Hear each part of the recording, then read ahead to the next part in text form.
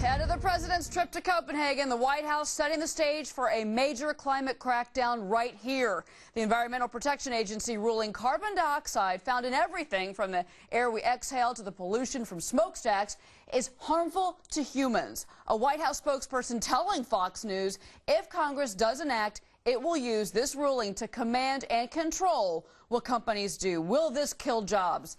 Well, hello, everybody. I'm Cheryl Casoni, and welcome to Cashin' In. Our Cashin' In crew this week, Jonathan Hoenig, Jonas Max Ferris, Tracy Burns, and John Layfield, along with Democratic strategist Julian Epstein. Wayne will be back next week. Welcome to everybody. Jonathan, you say this new EPA ruling is going to actually hurt the job market. What do you mean? Well, Cheryl, it's terrible for jobs, but it's also terrible for humankind. I mean, look around your house, look around your apartment. Everything we use, our whole lives, run and depend on carbon. Creating carbon, using carbon, exhaling carbon. Cars, yes, but also computers, medicine, food. I mean, human life depends on carbon. Using suspect science, which we know in the last couple of weeks with the ClimateGate scandal, is suspect. This is a method by which bureaucrats will control energy. You control energy, you control life, you control mankind. And once again, we have, bureaucrats and politicians going to be involved in every element of not only industry, but of human life. But, going back to the jobs issue on this, Julian, I mean, here's the question. Many refineries, many companies are already coming out this week and saying, we're just going to have to shut down plants in this country. We cannot possibly afford to retrofit these plants to deal with the EPA's ruling from Monday. Oh, I think that's. I think it's an interim ruling. I think it's a lot of the sky is falling kind of rhetoric. We heard it a lot during the 1990s with the Clean Air Amendments. We heard it during the acid rain controversy. And actually what we saw with environmental regulations then was that job growth grew incredibly, including in the industries that were regulated. The consensus on carbon dioxide emissions and greenhouse gases is overwhelming the independent scientific community. The Supreme Court has said that the EPA has the right to regulate this way.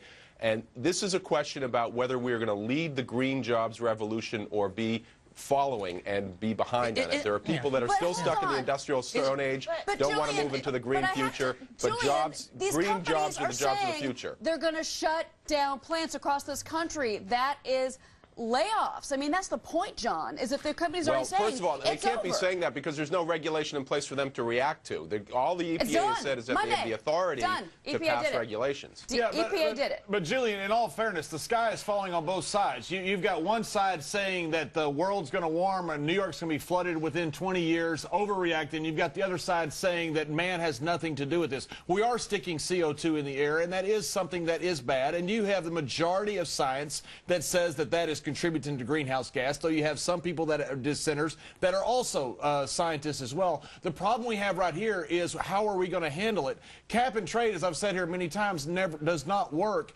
China loves cap and trade. They're the one pushing it because the cap doesn't matter to them. The trade, they're going to get all the benefits from renewable energy. Cap and trade is going to add hundreds of billions of dollars to this economy. It's going to kill jobs and do zero for CO2 emissions. But I do think that first of all, the majority of greenhouse gases come from China and India. So before we start shutting plants down and crippling our economy here, let's make sure they're doing their share over there. Agreed. Now, we do have to get this CO2 under control. We have to do it properly, though. We can't just go panicking and putting rules out and forcing plants to shut down because of regulations that they're just throwing out there because they don't know what the heck else to do.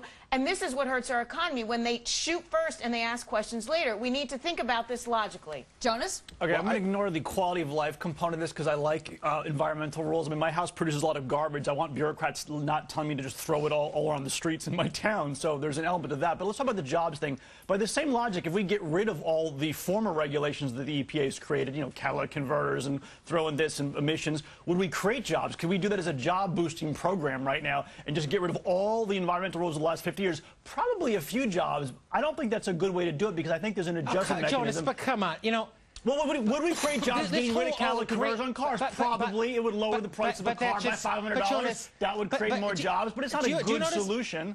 And in the long run, it adjusts. But do you notice how everything is a jobs program?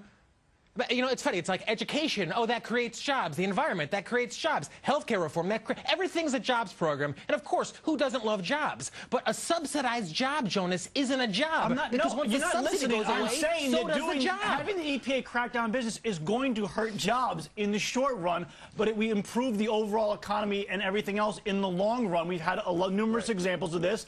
And if you don't believe that, then you should be for removing all the old EPA rules. Right, but it needs to be done properly, though, because if not, it will hurt our competition globally. Our stuff will become more expensive. No one will want anything to do with it because of all the extra costs that we'll be incurring to keep the CO2 emissions down. So we need to be very careful how we go about doing this, or we will just lose jobs. Julian, even the U.S. Chamber, John Donahue coming out and saying this is a way for them to control a business. And again, the jobs issue, these companies saying we can't hire, we're going to have to fire.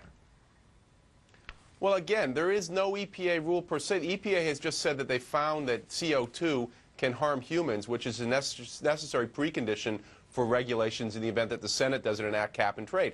But I think, and I can't believe my ears, there's near consensus on this panel that carbon emissions are a real problem. Global warming is a real problem. We need to approach this, as Tracy was saying, internationally to make sure China and India are doing their part.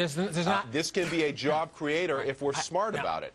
As Jonas was saying. Right. Just like all those ethanol jobs. I mean, remember the previous administration's green jobs plan, all the ethanol jobs we created? And, of course, once those subsidies went away, is an entirely different that government situation. intervention went away. Right. But this president knows what he's doing when it comes to the environment. I got it. All right. Well, a lot's going to be... Jonas is conveniently using the facts here, which is if you look at the history of clean air regulations and the agency and the industries that were regulated under clean air regulations, the ones that got smart actually used it as a job-creating tool. Green jobs will create jobs. This love fest is going to be more than what we're going to see next week in Copenhagen. Coming up.